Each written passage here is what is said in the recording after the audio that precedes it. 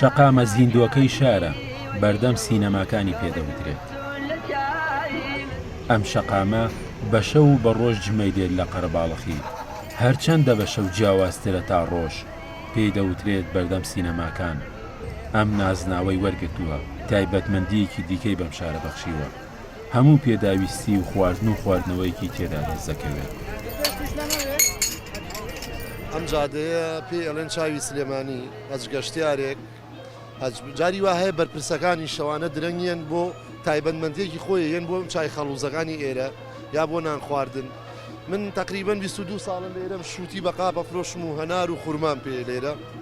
ئەم جادەیە تایبەتمەندی خۆیە هەجگەشتیارێک کە بێتە سلێمانیەوە ئەگەر شەوێک نێتە ئێرە چایە بخوات وەکو وایە دیمەنی سلێمانی نەبینی بێت.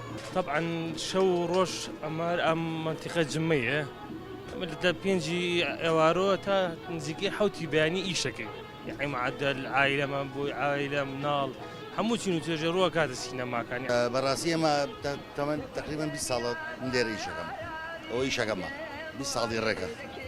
جا شەوانە دەکاتە دوای بانگی مەغریبەوە هێنە خوارەوە ئێواران دایانین و هەتاوەکو کاتەوە یوایە تا بەیانی مێنێتەوە، یوایە تا مەلابانگان. خاوەنی ئەم عەرەبانەیە زیاتر لە 30 ساڵە کار و کاسبی خسۆتە شەوان لە پێناو دابینکردنی بژێوی ماڵ و منداڵی. دەڵێت ئەوان هەتا بەرەبەیان کەسابەت دەکەن و لەم شوێنەدا خەڵکی لە هەموو لایەکەوە بەدەر لە خانەخوێت خەڵکانی تریش ڕووی تێدەکەن. نزیکی 25 ساڵ بۆ 30 ساڵە بێ لێرە کارەکەم، لە حوتی ئێوارەوە یەنە دەرەوە هەتا پێنجی بەیانی کارەکەین، هەموو توێن و تۆزەکان یەن لێرە بەبێ هیچ ڕنگونەتەوەیەک هیچ فەرق ناکات لە ئێمە عەرەب بێ کورد بێ تورکمان بێ لێرە خواردنی دەستەکەوێت و زۆر بە ئاسایی شتەکان بەڕێیەکرێن.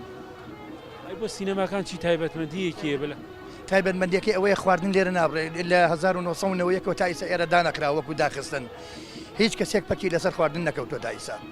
ئێمە لێرەیە ئیشەکەین کە لەگەڵ بانگی مەغریبەیە یەنێ سەر ئیشی خۆمان هەتا دوای بانگی بەیانی لێرە مێنینەوە. بۆ ماوەیەکی دوور و درێژە لێرە لە 2023 لەم گوزەرەیە. ئەم گوزەرە ناسراوە بە سینەماکان یا پێڵێن مزگەوتی گەورە، خەڵکێکی زۆر ڕومانتیەکە، ئەوەشی کە بێتە ئەم شارە نێتە ئێرە وەکویان نات بێتە سلێمانیەوە، چونکە ئێرە زۆر معروفە.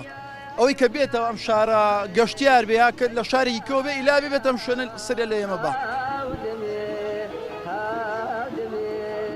هەرچەندە ئەم شەقامە ناوی بێکەسە، بەڵام هێندەی شەقامەکانی دیکەی شار خەڵک گوزەری پێدا دەکات و تەواوی پێداویستەکان و هەموو جۆرە خواردن و خواردنەوەیکی تێدا دەست دەکەوێت. بەشێکیش لەوانەی دێنە ئێرە وەک حەز و ئارەزوویەک دێنە ئەم شەقامە، بۆیە لای هەندێک کەس بە چاوەنە نستۆکەی شار ناو دەبرێت، چونکە لێرە شەو و ڕۆژ شەو تا بەیان کاری تێدا دەکرێت و خەڵکی پێیدا گوزەر دەکات. گۆران سەیموری، گەلی کوردستان، سلێمانی.